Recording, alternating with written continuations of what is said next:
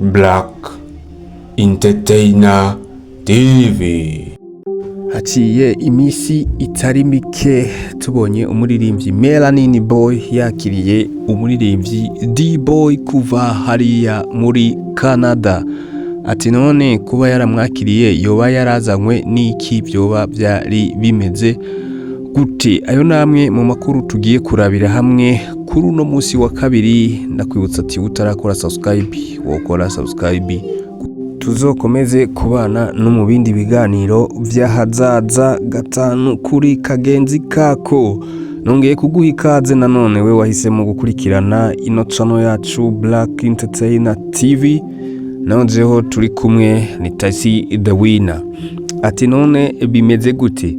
Ndakwibutsa ko umuririmbyi Melanin Boy ni umwe twamenye mu mugwi We Love Music, aho bari bakorana na DJ Fernando. Ngira muravyibuka hariya ku mahiti menshi akomakomeye, ubona ko bari abahungu bakiri kumwe, bari bahagaze neza n'ibyo bakora, ukabona ko babikora neza kandi babikunze, kandi bakabikorana inguvu n'ishyaka ryinshi. Mu nyuma niho haje ibintu bigiye bitandukanye, tubona bagiye gutandukana, umwe wese atangura gukora ku giti ciwe, iyo novuga career solo. Rero ni ibintu vyagiye bibabaza benshi kuba bagiye gutandukana, kumwe wese agiye kwikorana, ariko muri bwa bumwe, muri rwa rukundo bongera barabashigikira. Uno munsi umwe wese akaba hagaze nk'umu artiste akomeye cyane mw'ico gihugu. Rero tuze ku nkuru cyane ya Melanin Boy, aho ubona ko Melanin Boy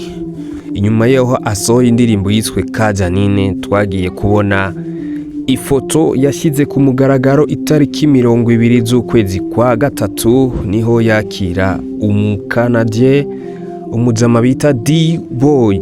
Ndakwibutsa ko uwo mujama kiza mu gihugu, Facebook yiwe yari ku bantu bagana nk'ibihumbi 2 gutyo bitarenga, ariko nkwibutse ko Melanin Boy wewe Facebook yiwe iri hejuru cyane biteye ubwoba, kuko Facebook yiwe afise ibihumbi 153 nimba ntihenze. Akaba ari umwe mu ba artiste bakomeye ngaho iwacu. Hama umujama D-Boy akaba uno munsi niho nasimbiye kuri rwa rubuga nkabona yakwije ibihumbi 5. Nkakwibutsa ko mw'ibyo bihumbi 3 vyiyongereye ko ari abarundi boba bara mufollowinze, ariko nkakwibutsa ko hariya ku rubuga rwa YouTube naho umuririmbyi Melanin Boy afise ibihumbi 276 ku video 15 gusa amaze gushirako, ariko D-Boy nawe akaba afise igihumbi 1 cy'aba subscribers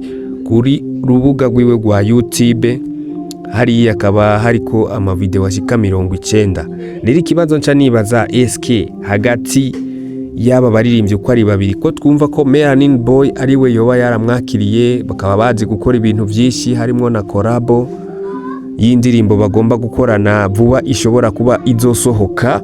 Nkaca nibaza, SK mbega ko Melanin Boy yoba yahisemwo guha collabo umuririmbyi wo hanze, byoba byabaye kumvo z'amafaranga canke byoba byabaye kumvo ziki? Kubera ugiye kuraba umuririmbyi Melanin Boy afise impano idasanzwe, afise nuko yofasha urundi rwaruka go ngaha mu gihugu, kandi rufise impano no gusumba uyu D-Boy, ariko atigeze aruha amahirwe.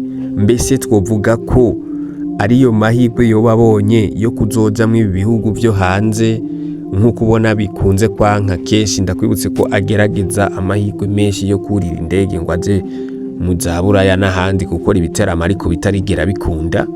Uno munsi ukacubona ahaye collabo umukanada, swate ishobora kuzoba ariyo mahirwe arose yo kuzoshika mu ivyo bihugu bitarinze gusaba ngo ibiteramo, kubera azoba afiseyo audience y'abantu bamwizera canke bamukunda, akavuga ati nanje shaka kuza ntembere hiyo nk'uko nawe waje gutembera ino, bigatuma byo koroha cyane ko ashobora kugenda hariya bitiriwe biramuvuna. Canke we ubona byo bavyagenze gute? Abantu benshi bakavuga ati yoba yatanze collabo sero n'amafaranga yo babona yoba yaramutagetinze kugira ngo ashobore kuba bokorana indirimbo, abandi nabo bakavuga ati yes kubwo ari umuzungu yabonye opportunity yuko vyotuma bakorana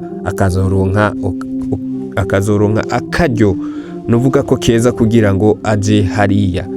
Rero nkakwibutsa ko batanguye shooting y'indirimbo bazokorana nubwo bataratangaza ngo ni izosohoka ryari, ariko tugarutse kuri D-Boy nawe yavuze ati n'inzozi nari mfise canke narotaga zo kuza muri Afrika, kuko nakumva Afrika bayivuga bakayivuga ibintu byinshi bigiye bitandukanye. Rero nanje nkama mfise za nzozi zuko nzoza kuba mwakino canke nzoza gutembera muri Afrika, nubwo ntarinzi ngo nzoza hehe, ariko even now I'm coming in Burundi, kimwe mu gihugu ciza muri Afrika.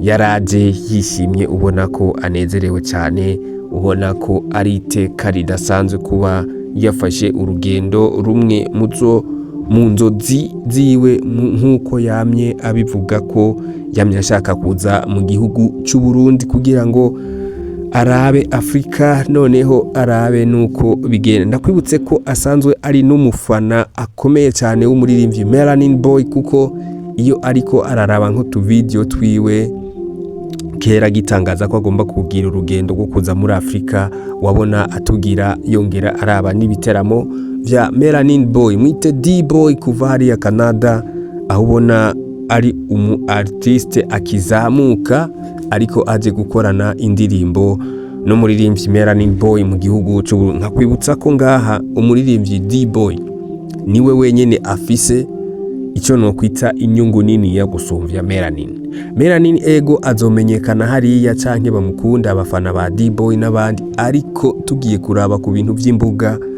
D-Boy niwe he take this advantage kuba azocaronka abantu benshi kugira ngo bamukurikirane uravye, kuko iyo mugize collaboration n'umuntu hari ukuntu abafana biwe bamukunda bashobora no kuzi iwawe bakaraba mbe umusitari wacu yahuye n'uno muntu, reka tuje kuraba uriya muntu nawe what is going on, nibihe bintu akora, nibihe bintu akunda gucreatinga akora, nyene ugasanga warose abantu buriya muririmbyi muri ubwo buryo. Rero nico gituma ndakubwira nti aha uko bigenda kose, aha umuririmbyi D-Boy niwe afise akunguko gakomeye cyane gusumba Melanin Boy, kuko ugiye kubiraba uza gusanga ariwe aza kuvyungukiramwo.